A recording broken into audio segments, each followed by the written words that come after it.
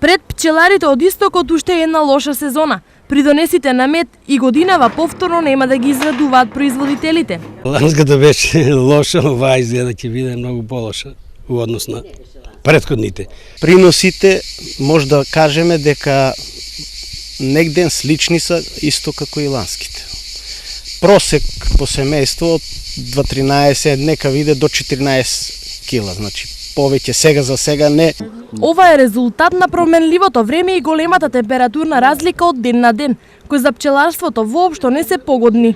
Во еден период беше прилично добро, до некаде таму 5 јуни, од тогаш навака е некако се ладно, се северни струјања, кога има северни струјања, обично и да е топло, скоро ништо не меди. Иако временските услови ќе ја намалат количината на мед годинава, сепак тие на квалитетот нема да имаат влијание. Квалитетот е добар. Фанаа го багремо, фанаа и драката ние што викаме тука или чилијата, така да тоа е мешовина и квалитетот е добар.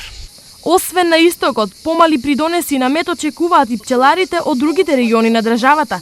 Сепак таму цената е далеку подобра од овде, па овдешните производители бараат и нивниот труд да се исплати.